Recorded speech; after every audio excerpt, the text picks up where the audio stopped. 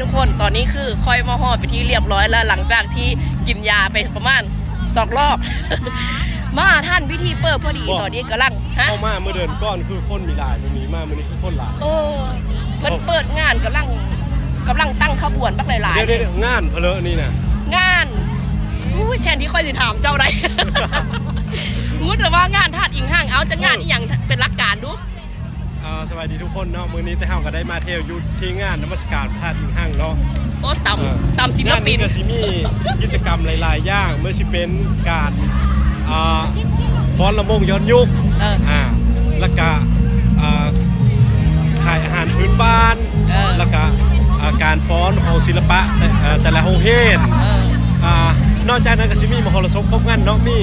วงดนตรีนุ่มราชวงศ์แล้วก็หมอลำเลิงคณะนุ่มราชวงศ์มื้อแรกนี่พี่น้องเอ้ยมอนมั่นท่านเจอกันแน่นอน